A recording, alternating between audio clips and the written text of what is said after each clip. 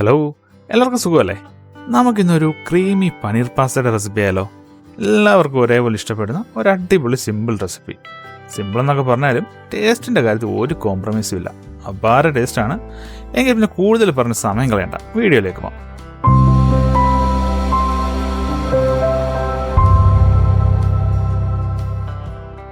നമുക്ക് ആദ്യം ഇതേപോലൊരു പാനിലേക്ക് ഒരു 200 ഗ്രാം പാസ്ത ഇട്ട് ഓരോ മീഡിയം സൈസ് സവാളയും തക്കാളിയും ചെറുതായി ഇതേപോലെ ചോപ്പ് ചെയ്തിട്ട് അല്പം ഉപ്പും വേവാൻ ആവശ്യമായ വെള്ളവും ഒഴിച്ചൊന്ന് ഇളക്കി അടച്ചു വെച്ച് കുക്ക് ചെയ്യാം.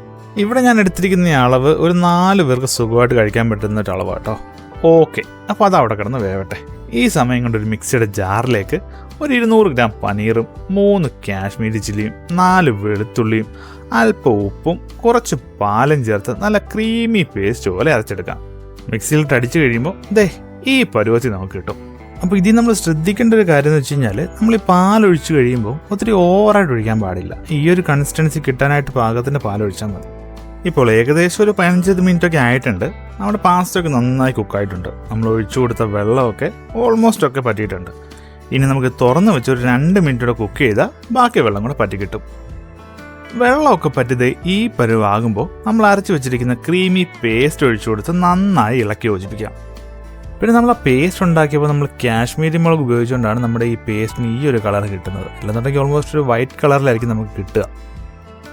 ഫൈനലി അല്പം ഒറിഗാനോയും ചില്ലി ഫ്ലേക്സും ഇട്ട് ഒന്ന് ഇളക്കി 2 മിനിറ്റ് അടച്ച് വെച്ച് ലോ ഫ്ലെയിമിൽ ഒന്ന് കുക്ക് ചെയ്താൽ നല്ല അടിപൊളി ക്രീമി പനീർ പാസ്തയുടെ റെഡി. ഇത് ശരിക്കും ഒരു അടിപൊളി must try super simple recipe കേട്ടോ. കുട്ടികൾക്കും വലിയവർക്കും ഒക്കെ ഒരേപോലെ ഇഷ്ടപ്പെടുന്ന ഒരു അടിപൊളി റെസിപ്പിയാണ്. അപ്പോൾ അടുത്ത വട്ടം പാസ്തയുടെ റെസിപ്പി നോക്കുമ്പോൾ ഇതൊന്ന് ട്രൈ ചെയ്ത് നോക്കാം. ഇഷ്ടപ്പെടും, ഉറപ്പായിട്ടും ഇഷ്ടപ്പെടും. എങ്കിൽ പിന്നെ ശരി, അടുത്തോടെ നിങ്ങൾ ട്രൈ ചെയ്യുമല്ലോ അല്ലേ? വീഡിയോ ഇഷ്ടമായാലൊന്ന് ലൈക്ക് ചെയ്തേക്കണേ. ഇതുപോലെയുള്ള കൂടുതൽ വീഡിയോസിനായിട്ട് നമ്മുടെ ചാനലൊന്ന് സബ്സ്ക്രൈബ് ചെയ്തേരെ. അപ്പോൾ അടുത്ത വീഡിയോയുമായി കാണുന്നത് വരെ ഗുഡ് ബൈ.